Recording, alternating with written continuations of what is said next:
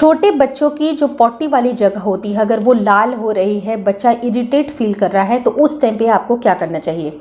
ये मेरे साथ भी ये कुछ हद तक की समस्या आई थी। 1 से 2 दिन मेरे लड़के को ये प्रॉब्लम आई थी और मैं अपनी एक्सपीरियंस आपको वीडियोस के थ्रू बता रही हूँ और मेरे वीडियोस आपके लिए डेफिनेटली बहुत काम के होंगे। यकीन मानिए दोस्तों, जो भी मेरी पेरेंटिंग जर्नी में जो भी चीज़ें मेरी अप्स एंड डाउन्स चली है उसके बारे में मैंने वीडियोस फॉर्म करना शुरू कर दिया है। वीडियोस प्लीज़ ज़रूर देखिएगा और सब्सक्राइब किए बिना बिल्कुल ना जाइएगा और अपने दोस्तों को भी ज़रूर शेयर कर दीजिएगा। विदाउट एनी टाइम वेस्ट आज की वीडियो स्टार्ट करती हूँ।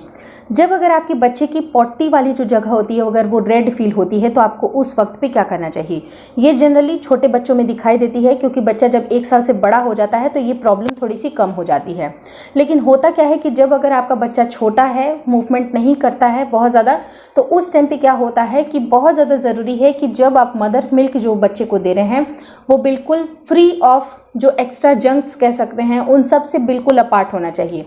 अब होता क्या है कि हम ये सोचते हैं कि छोड़ो, इतना सा खाने से क्या होगा, इतना सा खाने से क्या होगा, लेकिन हल्की फुल्की भी अगर मिर्च की जो टिंचेस होती हैं, अगर जो माएँ हैं अगर वो मिर्च युक्त जो चीज़ें खा रही हैं, स्पाइसी चीज़ें खा रही हैं, तो बच्चे को भी वही सारी चीज़ें उसके मदर मिल्क से उसको ट्रांसफ़र हो जाएंगी।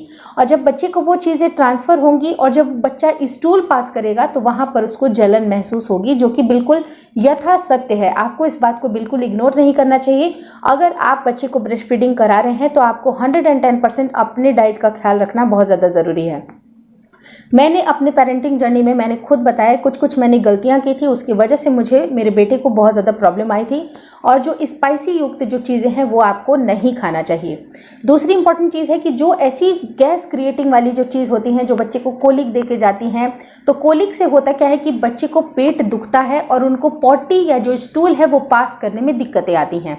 जैसे कि अगर माँ ने राजमा खा लिया, छोले खा लिए, उड़द खा लिए, कोई बादी वाली चीज़ खा ली, कोई वेजिटेबल इस तरह की हैं जो कि बहुत ज़्यादा गैस क्रिएट कर सकती है, या जो भी फूड आइटम अगर आपको लगता है कि ये गैस क्रिएट कर सकती है, आपको उससे एलर्जी है, तो वो आपको नहीं खाना चाहिए क्योंकि मदर मिल्क के थ्रू आप बच्चे को वही सारी चीज़ें ट्रांसफ़र कर रहे हैं। बच्चे को अगर कोलिक पेन होगी, बच्चे की स्टूल हार्ड हो जाएगी, उसको पेट उसका ऐंठेगा, उसका पेट दुखेगा और उस टाइम पे बच्चा बहुत ही पीड़ा में होता है। यकीन मानिए दोस्तों, तो आपको कुछ बातों का ध्यान रखना ज़रूरी है। अपने खाने में हींग का सेवन आपको ज़रूर करना चाहिए, या बच्चे को पेट में हींग का पेस्ट भी लगा सकते हैं। थोड़ा उसके आप बच्चे को टमी टाइम दे सकते हैं। जितना उसके पेट को आप रिलैक्स फील करिएगा, उसके पेट को हल्के हल्के मतलब हींग के पानी से, हींग का जो पेस्ट होता है उसको अच्छी तरह से मसाज करिएगा, उसके जो कोलिक पेन है वो दूर होते जाएंगे और बच्चे को पॉटी स्टूल पास करने में भी प्रॉब्लम नहीं आएगी। अब जब बच्चे को पॉटी जब आती है, जब कड़ी हो जाती है, तो जब वो पास होता है तो उसको बहुत तकलीफ होती है, उसकी पॉटी वाली जो जगह होती है वो रेड हो जाती है। तो सबसे ज़्यादा ज़रूरी है कि खान पान का ध्यान रखें। और थर्ड इम्पॉर्टेंट चीज़ क्या होती है कि जब आप बच्चे को डाइपर पहना रहे होते हैं तो डाइपर को बहुत ही लंबे समय तक आपको अवॉइड करना चाहिए। अब आपको पता है कि आपके बच्चे की फ्रीक्वेंसी क्या है, कितने टाइम पे वो बार बार यूरिन पास करता है, स्टूल पास करता है, तो आपको मेक श्योर करना है कि आप बच्चे को जितना हद तक ड्राई रख सके उतना बहुत अच्छी बात है। रात के रात अगर आप बच्चे को डाइपर पहना रहे हैं तो उससे कोई भी बहुत ज़्यादा हर्ज नहीं है, लेकिन दिन के समय में आपको डाइपर्स की जो आपको फ्रीक्वेंसी है उसको कम करने की ज़रूरत है। अगर बच्चा पॉटी कर दिया तो आपको ध्यान रखने की ज़रूरत है। अगर पॉटी की स्मेल थोड़ी सी भी आती है तो इमीडिएटली आपको डाइपर चेंज करना चाहिए। जो भी आप सूती डाइपर पहना रहे हैं, लेकिन जो मार्केट वाले जो डाइपर होते हैं वो काफ़ी ज़्यादा सिंथेटिक होते हैं, तो आपको मेक श्योर करना है कि जो डाइपर का आप चुनाव कर रहे हैं वो काफ़ी अच्छा हो, सॉफ्ट हो, कॉटन हो और वो बच्चे के लिए बहुत ही ज़्यादा सूट करे। क्योंकि आजकल आपने देखा होगा कि एलोवेरा के कुछ परत लगाए जाते हैं, कुछ इस तरह से डिज़ाइनिंग की जाती है जिससे कि बच्चे की स्किन पे रैशेस वगैरह ना आए और उसकी जो पॉटी वाली जो जगह है वो भी लाल नहीं हो। तो आपको इन सारी बातों का ध्यान रखना है। अगर आप सूती भी डाइपर पहनाते हैं, अगर बच्चे ने यूरिन कर दिया, आपको पता चला, इमीडिएटली उसको बदल दीजिए। और जब भी अगर आप डाइपर बदलते हैं तो मेक श्योर करिए कि रैश क्रीम बहुत सारे कंपनीज़ की अवेलेबल होती हैं। जो भी अगर आपको मार्केट में दिखाई दे रही हैं आप उसको लेके आ सकते हैं, क्योंकि वो बच्चे के लिए ही बनाई जाती है, बच्चे के लिए 110% सेफ होता है।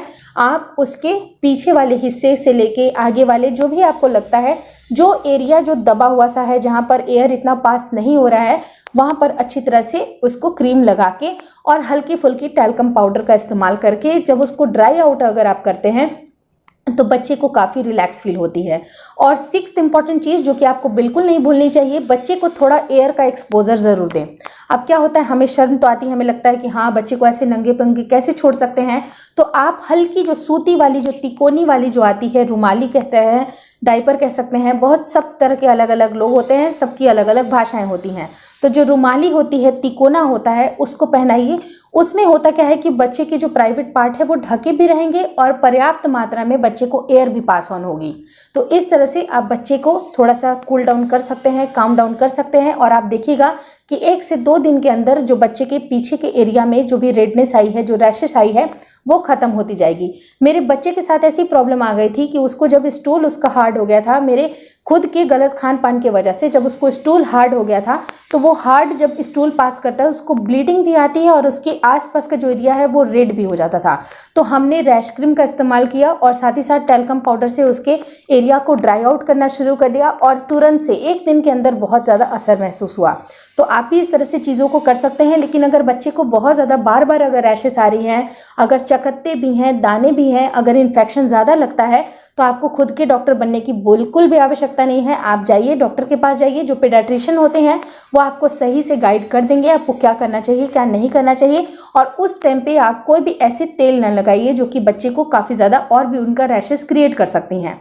अब जैसे कि हल्का फुल्का अगर रेडनेस है तो उसमें बच्चे की मालिश चलेगी, लेकिन वो एरिया आपको छोड़ देनी चाहिए, क्योंकि उस एरिया में अगर मान लीजिए कि अगर आप सरसों का तेल इस्तेमाल करते हैं तो जो सरसों की जो क्वालिटी होती है वो होती है उष्ण और तीक्ष्ण।